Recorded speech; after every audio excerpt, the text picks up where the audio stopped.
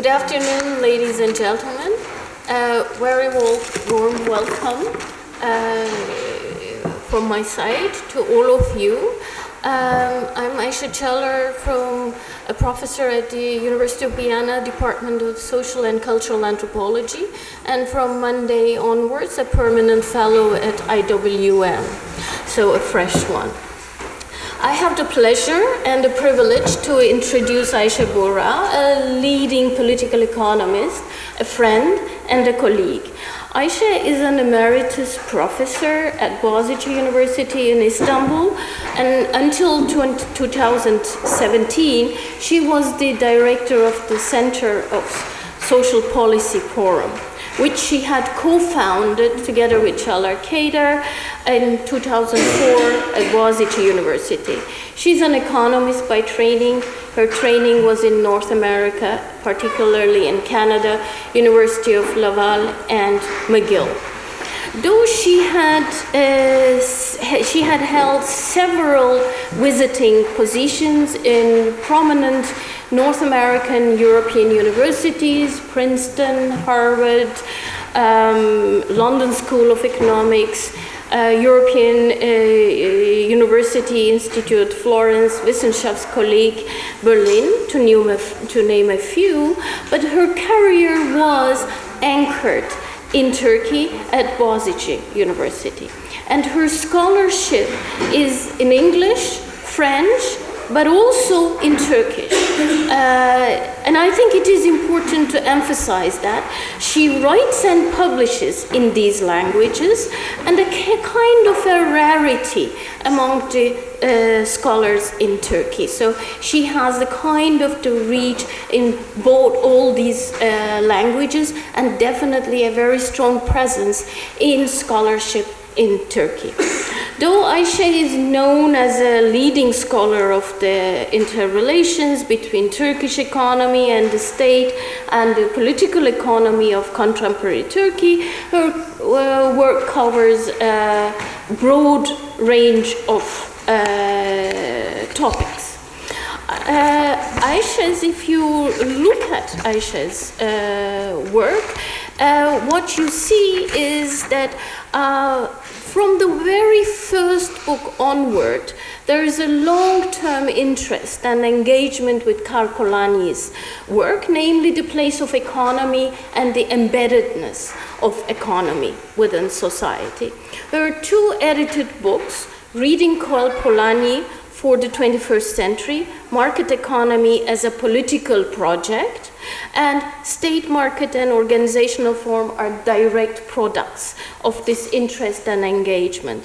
Here, I would like to also mention that in 1986, Ayşe translated Polanyi's Great Transformations into Turkey, long before that the kind of the renaissance that Polanyi enjoyed and still enjoys in several of social sciences. Specific formulations of market exchange, state, redistributive processes, reciprocity relations that shape the socioeconomic order and its political implications have been the focus of Ayşe's work and her books that specifically dealt with Turkey. State and Businessman in Modern Turkey, a comparative study, in 1994, and her much acclaimed 2014 volume book, New Capitalism in Turkey, the relationship between politics, religion, and business. The articulations between class, culture, capitalism, but also religion, and the shifting of power relations in the context of Turkey's insertion into the global economy established the basis of the New Capitalism in Turkey book. I think I could easily say that Ayşe's work went against the grain. Both against the grain of scholarship in Turkey and on Turkey.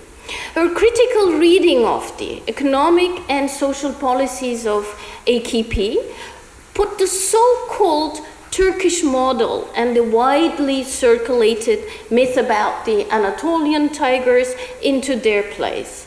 Rather than approaching this model as a success, supposedly based on the entrepreneurial potential of the emerging conservative businessman of Anatolia, she analyzed how, in fact, politics produced this class within the context of changing regulatory framework. If Polanyi's work is one thread in Buğra's work, her interest in social policy, be it in the context of comparative welfare regimes, be it in gender impact, or in terms of poverty and the changing welfare regimes, is another thread. So what I see is that actually Polanyi as being an undercurrent in her work, but there's another thread in terms of the of social policy. She approached many of the questions of the contemporary social and political theory and politics, namely the questions of solidarity, difference, redistribution, identity politics, as well as the changing relations between capital and state through the lens of social policies. In a way, I think we see that her work, a focus on social policy, acquired a prominence with an increasing crescendo in, this is what I see in Ayşe's work. And while Polanyi continued to run through as a tone. So I would like to start on that basis by asking why social policies, and how does the undercurrent of your work with Polanyi figure in that? Why the social policies interest and acquired such a prominence in your work, and combining several of the topics and Polanyi? So.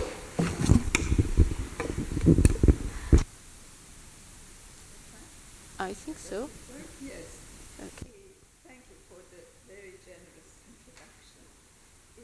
And let me begin with Polanyi, as I usually do. Whatever work, whatever research I begin with Polanyi.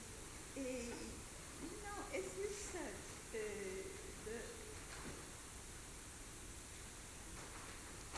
thank you. That's better. As you said, the most important aspect of Polanyi's contribution is his emphasis on the fact that the economy is not an autonomous domain separated from the society. He insists on the embeddedness of the economy and approaches economy as an instituted process.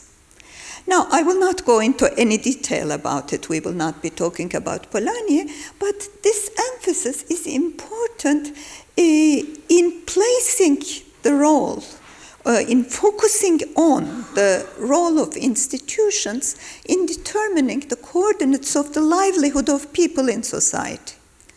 Okay? You have to understand the institutional makeup of the society in order to know how people's livelihood is shaped and how this shaping of people's livelihood affects the terms of participation in society, membership in society. And that's very much related to what social policy is about. Okay. Sorry, go ahead. Social policy deals with these questions about the terms of membership in society. So you're saying that actually when we're dealing with social policy, we're dealing with membership, and how does social policy determine the meaning of membership in the societies?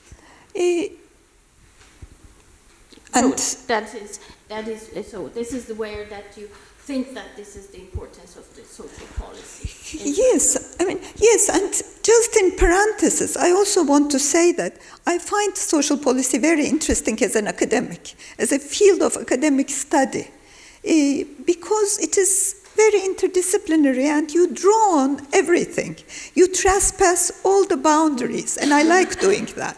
You draw on history, philosophy, economics, sociology, and you wander around in other people's territories, and you have to do that in order to deal with social policy. And I personally like doing that.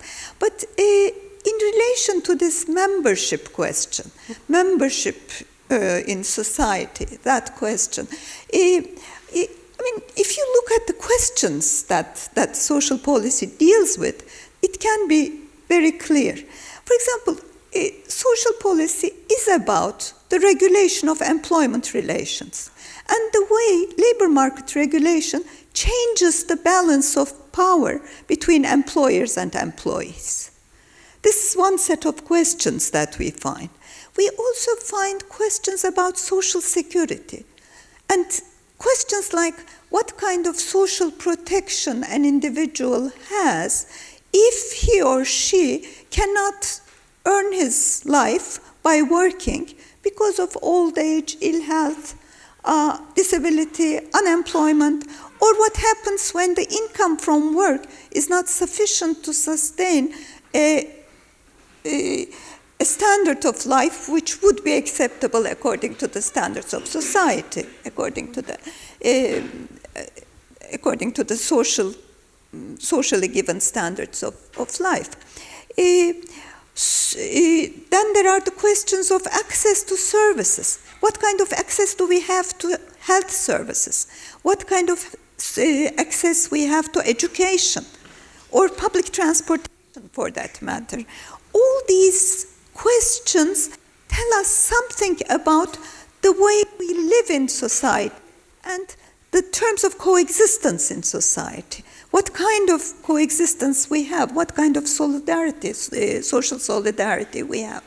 And of course, when you are asking these questions in social policy, you also ask questions about the institutions.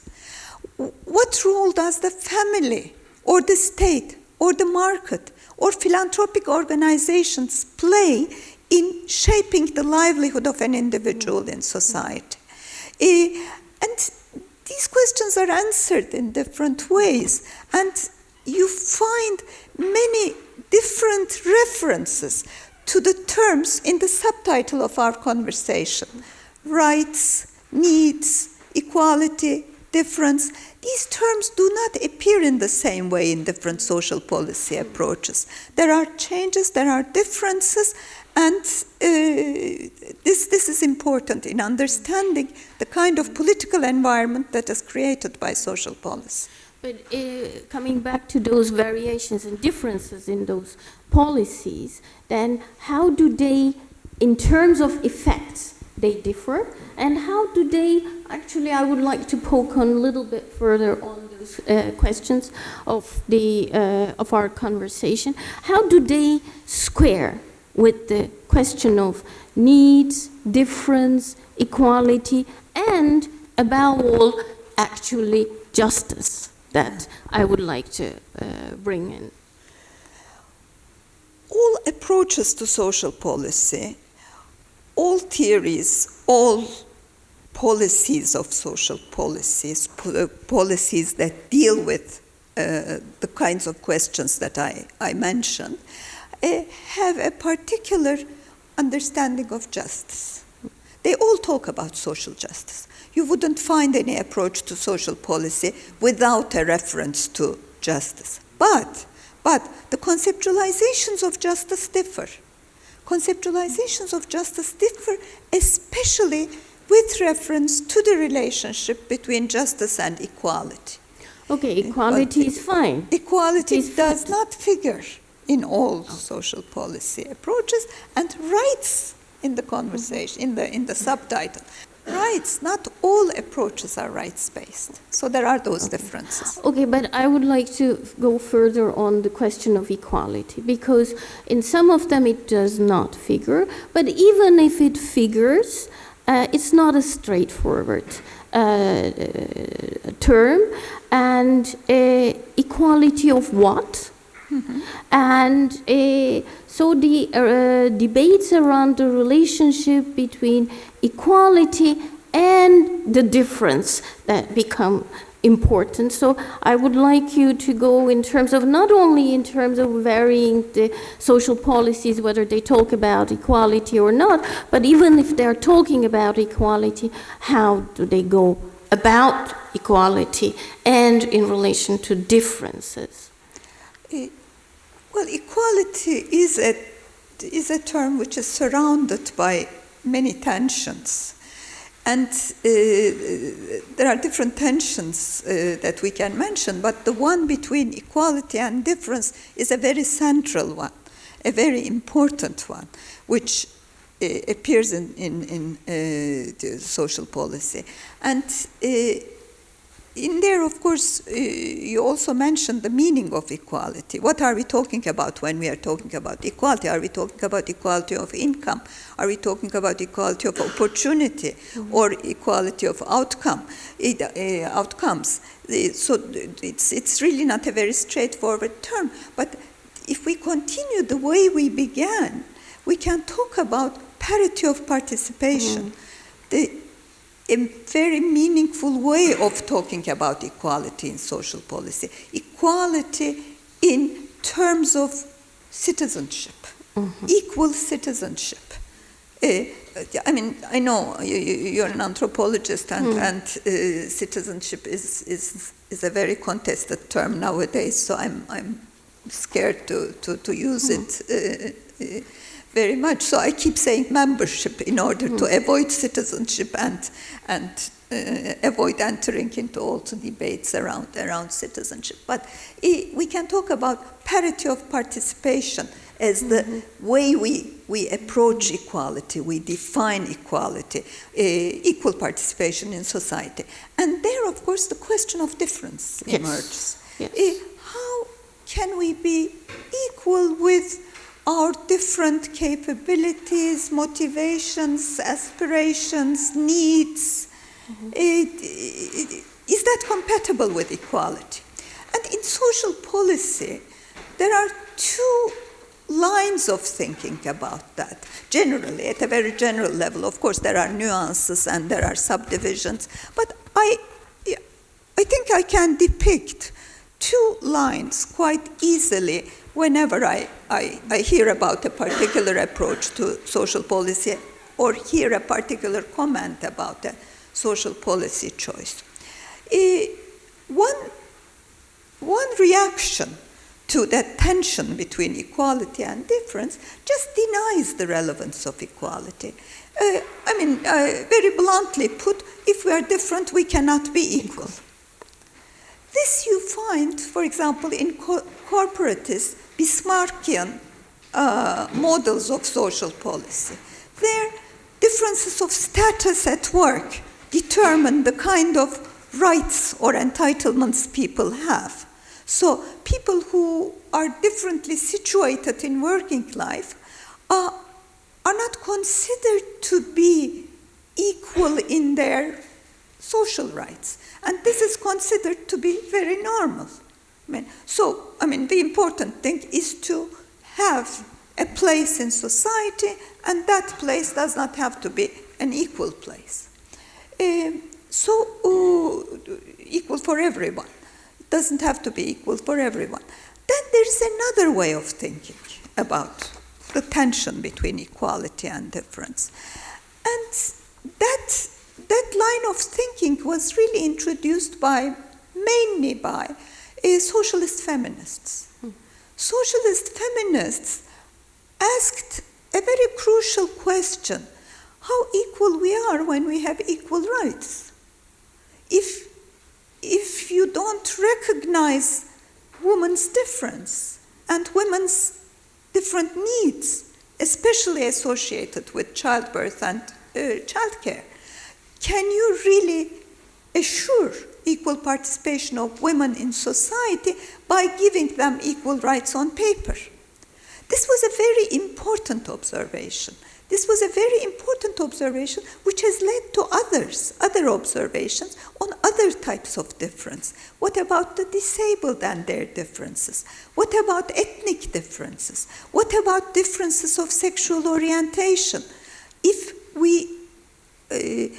if we have a difference-blind attitude in all those cases, can we really develop policies that would assure these people's equal participation in society? And that was very important. There is a quotation from Ruth Lister, which I use a lot, where she says the opposite of equality is inequality, not difference. If you think that it is difference, then you really undermine all the injustices which surround inequalities and really limit the political opportunities, the political choices open to us. So one has to be very clear about the fact that the opposite of equality is inequality. It is not difference. And on the contrary, recognition of difference is a necessary condition for attaining equality or approaching equality. Okay. I think that was a very important contribution to social policy. Okay. Thanks, but as I started, I said that Ayşe had addressed all those questions in social and political theory and politics, but actually did it in social policy. You see that in general, yes, but I would like to come to our also the other part of our title, to Turkey today. And in terms of, I would like to hear a little bit more specifics about Turkey. For example, why I said that your work had, and we see that your work became more and more focused in social policy, but on the other hand, in Turkey also, the questions of social policy became very prominent. And so I would like to ask why in Turkey, that's why now that you're dealing with these questions of social policy, why did they become so important and so central in Turkey? And when we look at the dynamics in Turkey taking place in relation to those, in relation to social policies, especially since the early 20s, what kind of a picture we see in relation to what you are referring to? Questions about equality, questions of difference, their balances, and I mean, I don't want to lose the thread of that question of justice also. Well, we are talking a lot about social policy nowadays in Turkey, much more so than we did, let's say, 20 years ago or 30 years ago. Not only in Turkey, and this is not only peculiar to Turkey, but to late industrializing countries, as I may use the term, late industrializing countries like Turkey, or developing, emerging markets, as sometimes people say. I don't like it very much, but I mean, these are the terms that we are using. Now, in that part of the world, in those late industrializing countries, social policy was not very much on the agenda, on the political agenda and academic agenda. It has become much more important nowadays, and it might sound like a paradox. It might sound like a paradox because when you think of globalization in relation to the welfare state in countries with mature welfare states, we often tend to think that there is a relationship between economic globalization and the retrenchment of the welfare state, the challenges faced by the welfare state. In late industrializing countries, you see a different trend. In countries like Turkey, and it's not only Turkey, you look at Mexico, you look at Korea, you see similar things. Public social spending has increased. New policies and instruments were introduced. And this has led, in many cases, to the dismantling of old formal and informal systems of social protection. And this is really not so difficult to understand if you go back to the early capitalist period and the rise of social policy for example, in the 16th century, in the form of social assistance, or in the 19th century, where labor market regulation was discussed a lot. I mean, there is a relationship between the expansion of the market, expansion of market relations, and the interest in social policy. That's what we are seeing in Turkey. But at the same time, we see the dismantling of a former system which was a corporatist one in Turkey. It provided joint health and old age benefits to mainly civil servants and formal security workers. So it was inegalitarian by nature, being corporatist. But at the same time, it was a non-egalitarian one because it excluded a large segment of the population in agriculture or in the informal sector. Now, what happened recently with this new interest in social policy is that a lot of people who previously enjoyed social rights have lost those rights. Civil servants, formal security workers, especially unionized workers. But at the same time, there were different types of benefits provided to the formerly excluded people or to, in general, to the poor in need. So we saw a trend, we saw a development away from the rights of the few to the needs and poverty of a large number of people. So you're just saying it's an interesting development, actually. So you were in a way saying that the landscape of equality and inequality had changed in Turkey, but I do see that. It is very interesting that how that the landscape changes. But do you see a direction? It's not only a kind of a change. Is it only a kind of a change, or do you see a kind of a development in the direction of more equality? Is the society becoming more equal, and what does that change mean? Well, in a way, people who were previously out of the realm of social policy are now in the realm of social policy. So that has to be accepted. But at the same time, it's very difficult to say that it is in the direction of equality. It is a change in the direction of equality, because there are rampant inequalities in Turkey, and we know that some of these inequalities are increasing. Okay.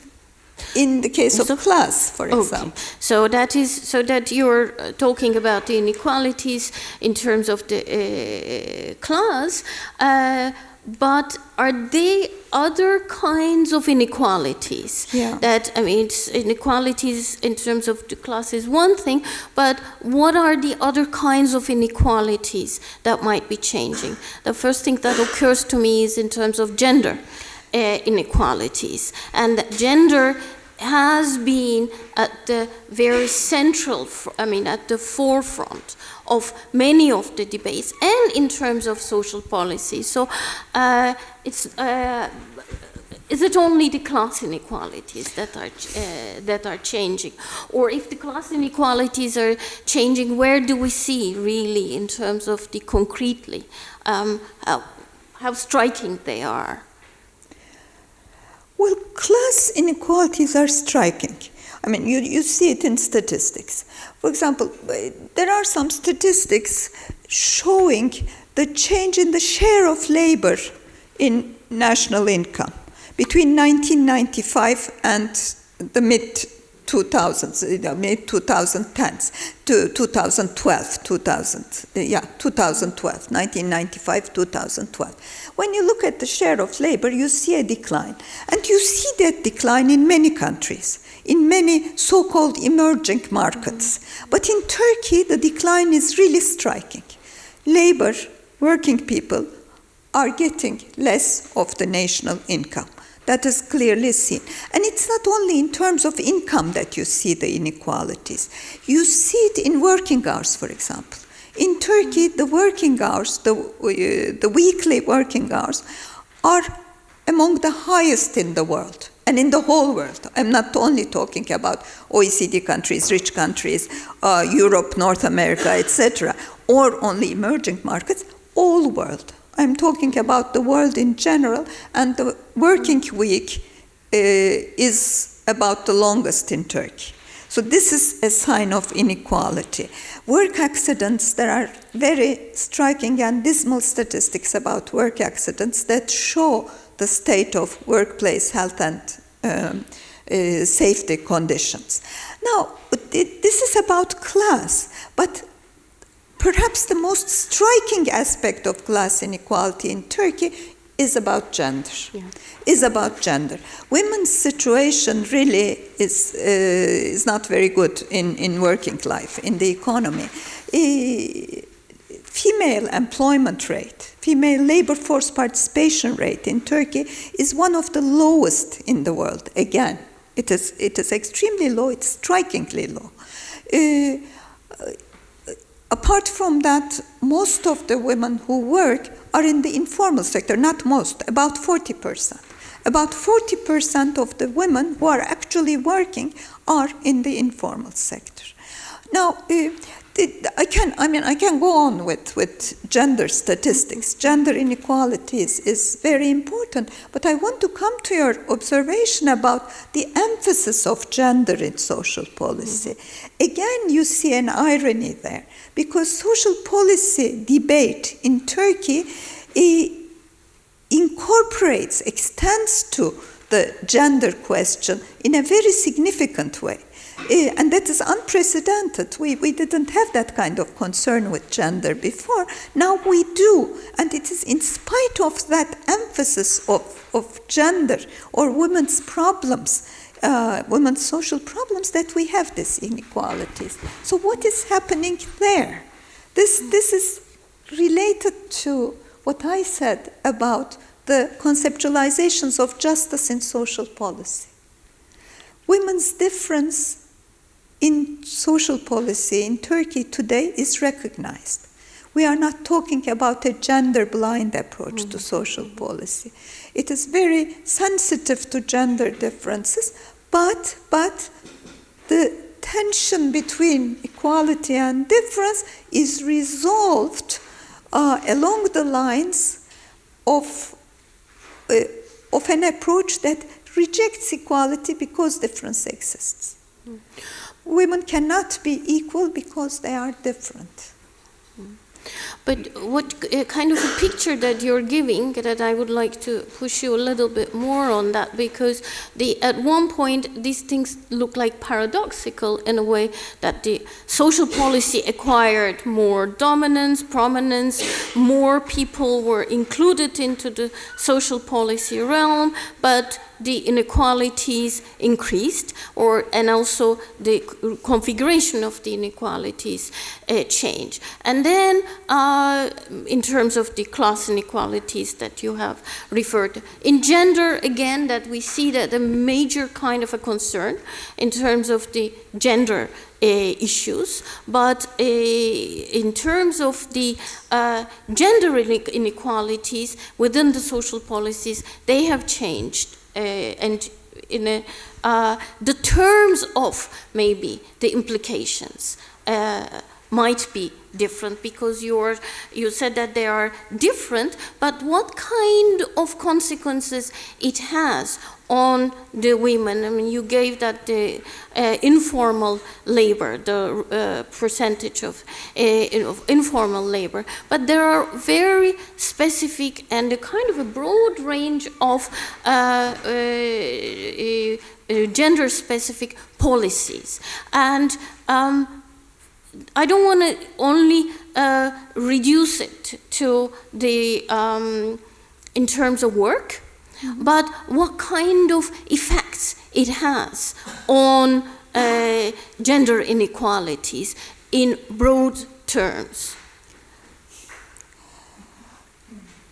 There are a lot of social policy instruments that target women, that target specifically women. But I think the thing is they are not really targeting women as individuals. They are targeting the family.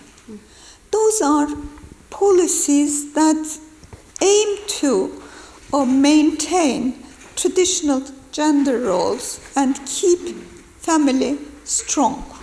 Keep family strong. This is different from policies that aim at women as an individual, aim at the equality of women as individuals. This is very different. The social policy in Turkey is very familialistic.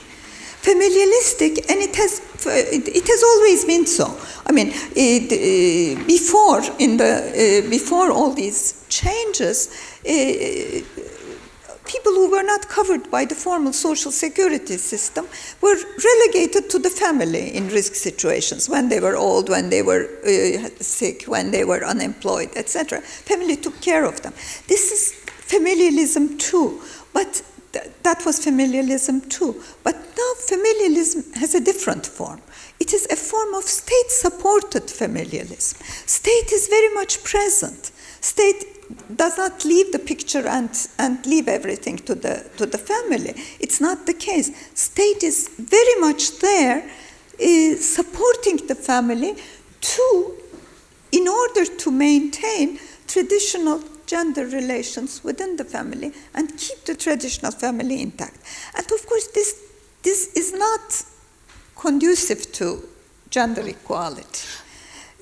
Women are seen as care providers, mainly care providers, and they are defined by their motherhood before anything else, but also as care providers to other members of the society, of the family. Even when the policymakers talk about work-family reconciliation, in an attempt to encourage labor force participation of women, they are really thinking about women as care providers first and foremost. So the policies that are supposed to lead to more labor force participation are designed to encourage part-time work, and more significantly, there is no mention of public care, provision of public care. And without taking this very seriously, without taking the importance of public care facilities very seriously, neither work-family reconciliation nor gender equality cannot be realized in a meaningful way. What you do is, what policymakers are doing now, are helping women to cope better as care providers at home. So the roles remain defined in the same old way, and the change is not in the direction of equality very clearly. And there is more gender inequality actually because all these changes occurred in a period of very rapid urbanization. In rural areas, women of course worked.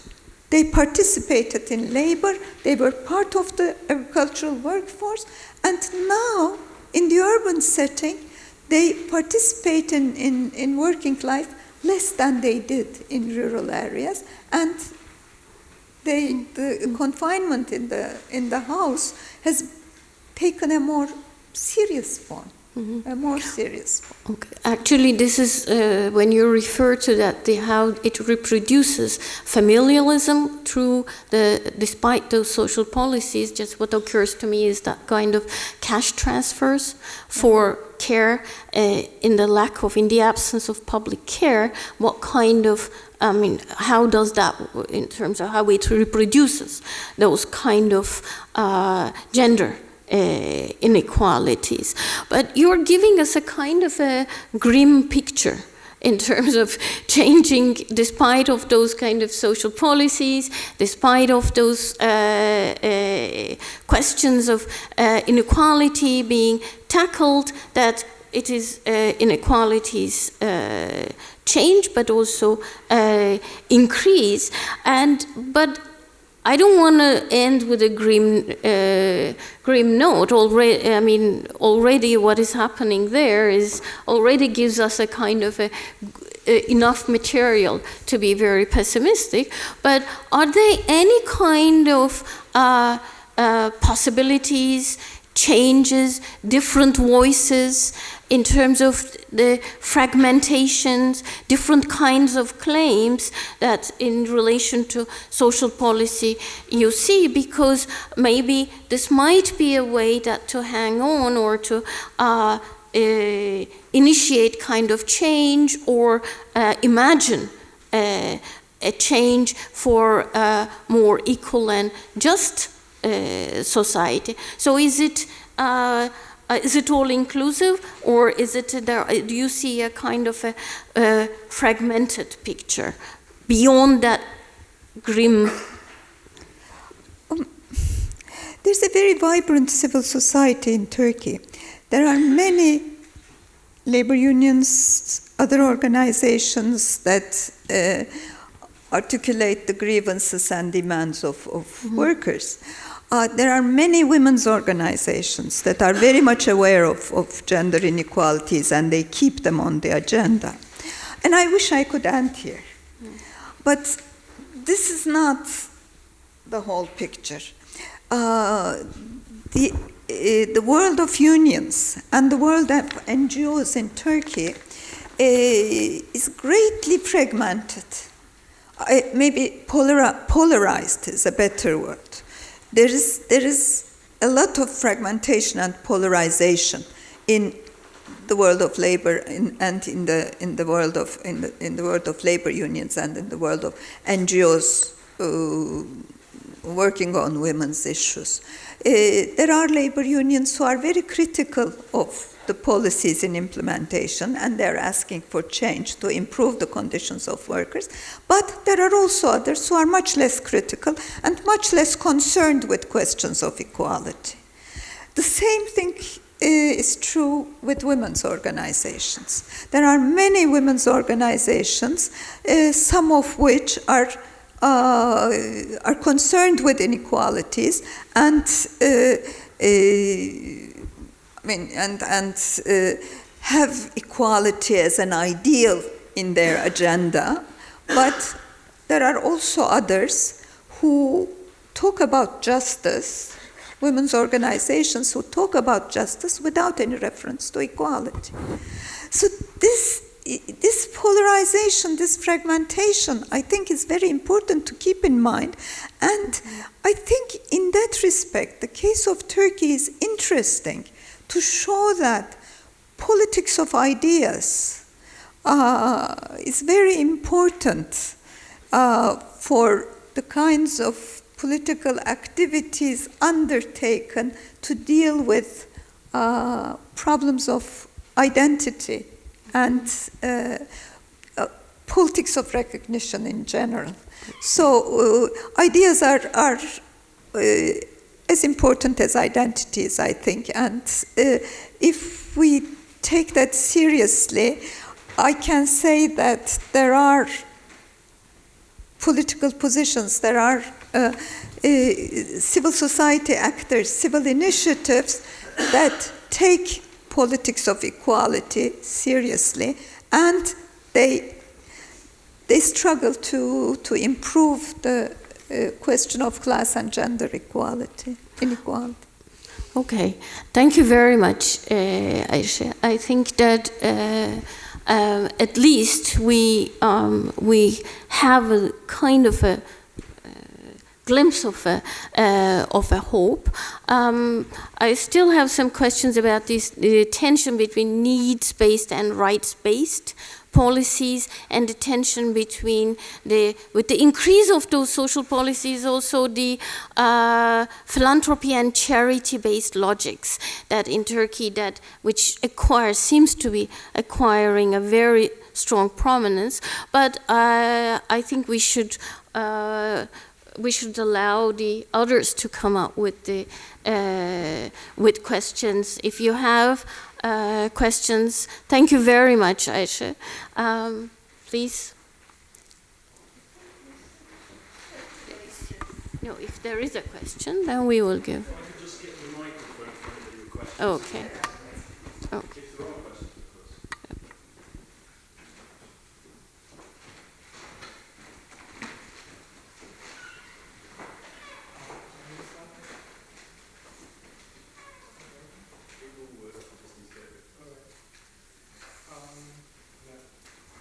I just wanted to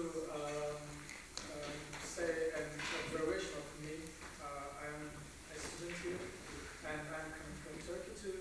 And about the example from the rural areas, I have the observation that the people who come from the rural areas used to say, okay, my wife, she's gonna take care of the house, she's the housekeeper.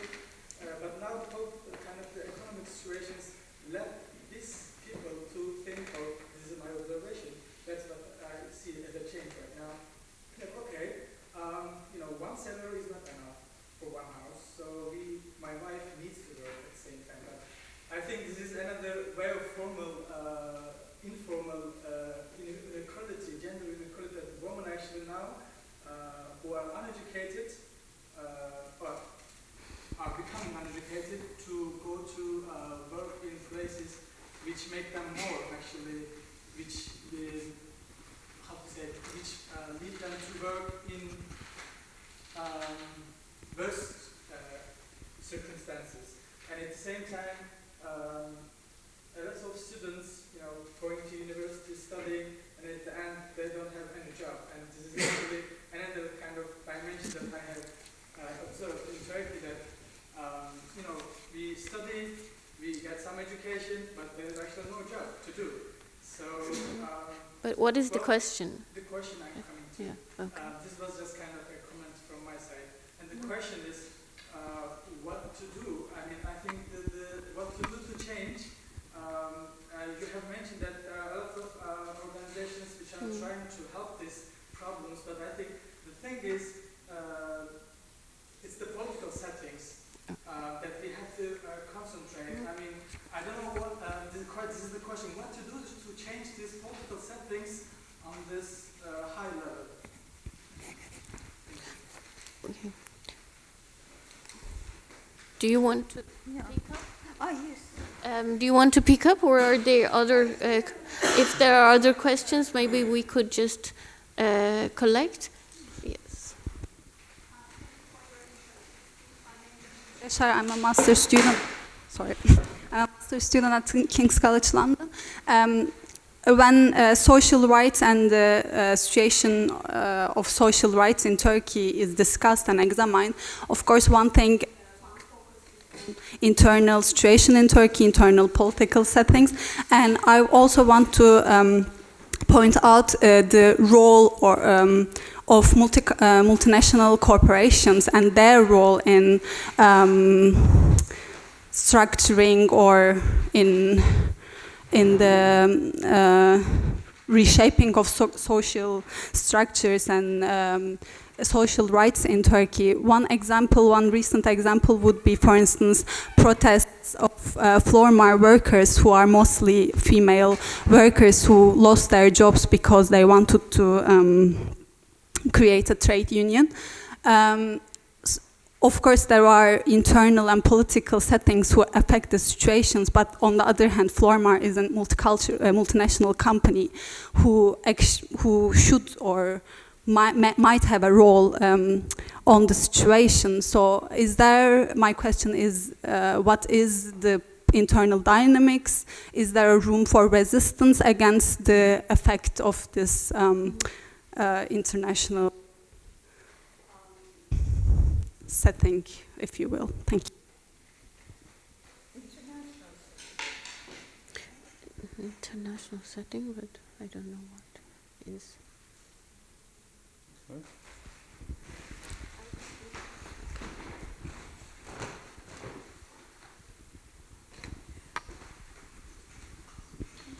Okay, Thank you. Thank you. Well, thank you for your comments and question. I don't like to bore an audience with statistics, but I take statistics very seriously. And about this rural-urban change, deruralization, urbanization, your kind of sentiment, your kind of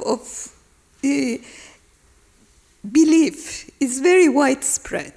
In the village, women stay home, and when they come to the city, they can participate in the labor force because one income is not sufficient. This is not exactly the case. For example, when you look at female labor force in Turkey, female labor force participation, female employment in Turkey, you see a declining trend, which begins in the 1950s, and continues too long, until the 2000s, even 2010s. This is too long a decline in labor force participation, along with urbanization, because women work in rural areas. Women work in agriculture. There's nothing like a housewife in a rural setting. All people work. In the city, they cannot participate in the labor force. That is the problem. And it is the case, when you look at it historically, this is the case in many countries. This is what you see almost in all countries. Sometimes in the 19th century, sometimes in the early 20th century, but always there's a decline in female employment. It's a U-shaped curve.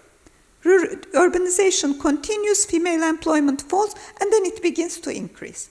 The problem in Turkey is that it has declined for too long.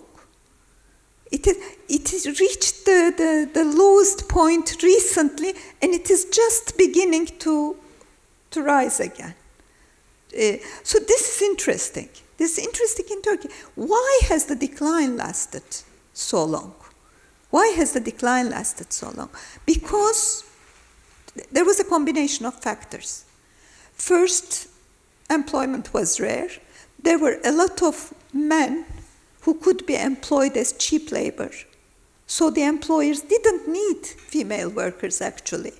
If they needed more labor force, more manpower, they would have taken women at low wages. I mean, women are good workers. They are docile. They don't resist as much as men do, usually, etc. So the employers would have preferred them. But since there were a lot of men to hire, they could stick to your convictions about traditional family values, etc. And they were very much in the picture.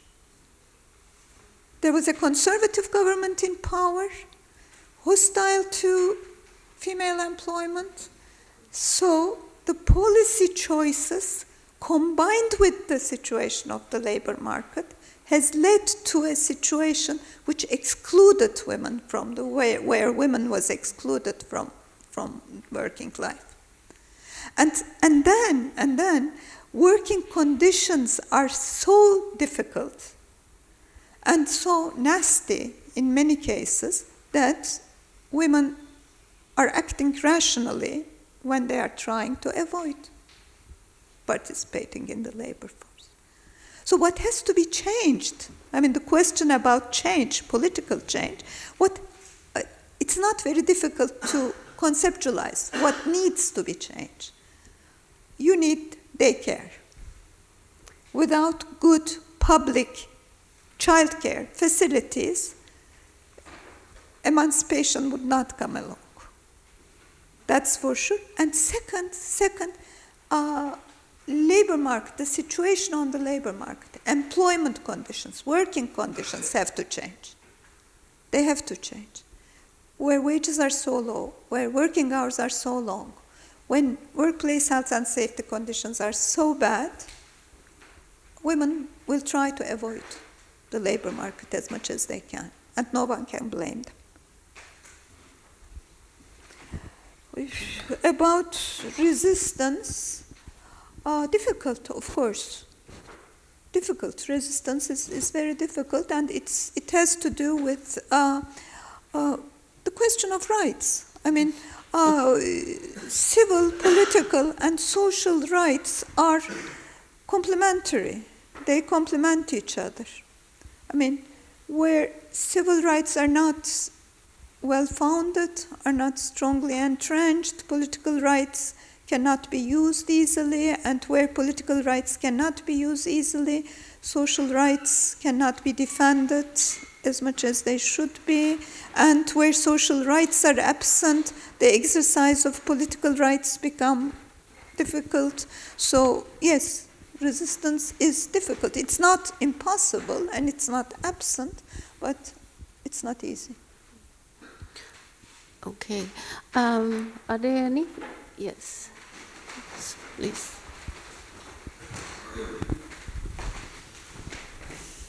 Good afternoon. I'd like to make a last question concerning the year 2015, July 2015.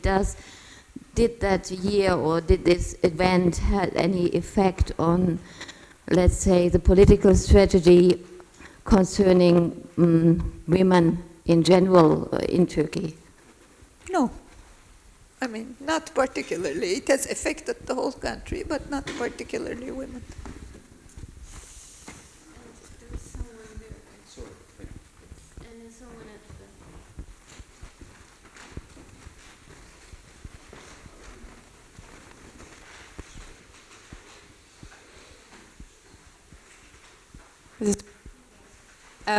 I'd be interested about the specific and evolving configurations in rural areas. You told us a bit more about the effects of urbanization on women participation in the labor market.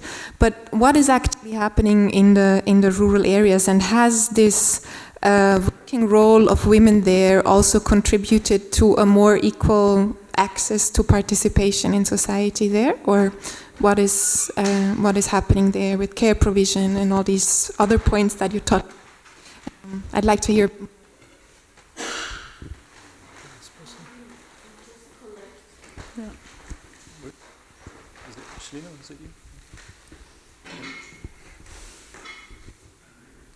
So, I don't know, I think there always has to be kind of a male side to the whole question of female workforce. So, is there any change on role models in Turkey on that case? Because as far as I know, even in a country like Germany, we have very little change in the perceptions of how men should work. Yeah. I didn't understand the question. I mean, are you talking to housework? Are you talking about housework or division of labor? Can you clarify the question, please? I didn't understand. So,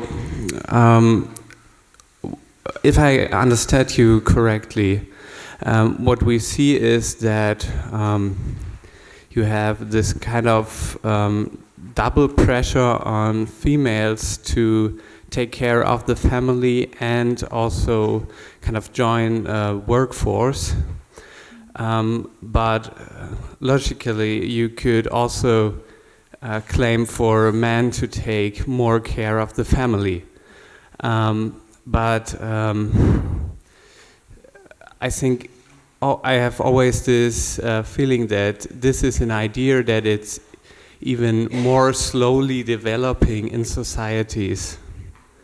So my question is just how it works in Turkey, maybe also compared to Western Europe.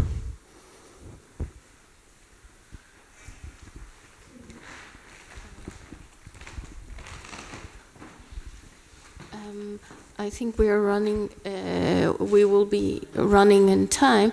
So although I had the chance to ask several questions, but I will also still add one to connect to all the general topic of the Humanities Festival too, so that however you wish you could pick it up. Because you talked about those kind of the tensions between needs-based and rights-based. I mean, we could get into those kind of very details in Turkey, but I want to come back to the general topic a little bit. Needs-based and then rights-based policy. So we see also a kind of is it a puzzlement? Is it a puzzle that the increasing of those kind of the social policies and the prominence in Turkey, at the same time, simultaneously increasing kind of the charity-based logics and the increase of philanthropy in Turkey, and how do they relate to the questions of power and powerlessness in a way to take it back to the topic. This has been hanging on me, but depending on your time, because of the several questions, you could just pick. Yeah. If you wish. That's an important point, which I should have probably elaborated on.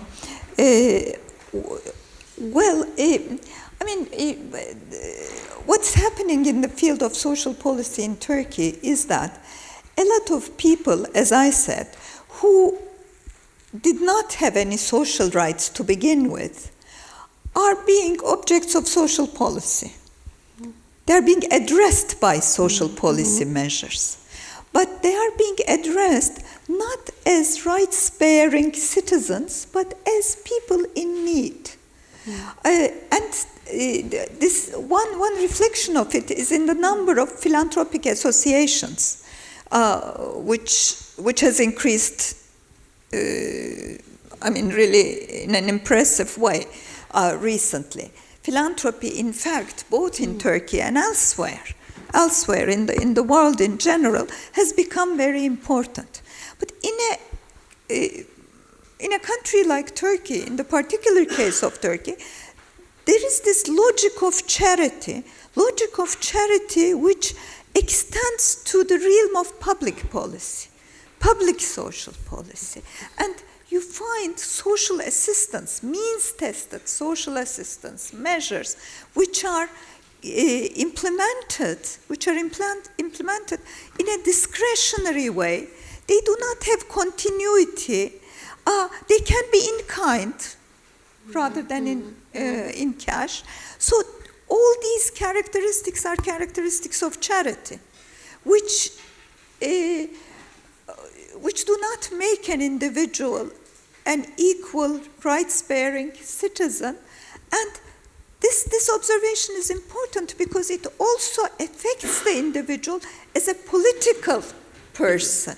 And it really affects the exercise of political rights.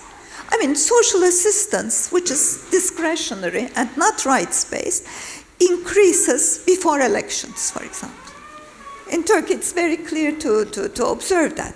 And it means that it can be used for the purposes of electoral situation, to contribute to the votes of the ruling party. So this is important, this charity business, because when we are talking about social rights which are different from charity, we are also talking about the impact of charity on not only on social rights, but on political and even civil rights. In rural areas, I did not mean that women lived very well in rural areas. I just wanted to observe that women in rural areas worked. They were part of the working force, and now their situation was never brilliant, and it is not brilliant today. As for the division of labor in the house, gender division of labor in the family, of course, I mean, when you look at time use statistics, you see that women are doing an overwhelming portion of the care work, and men are not contributing as they should. So, I mean, this is really very clear. Okay, thank you.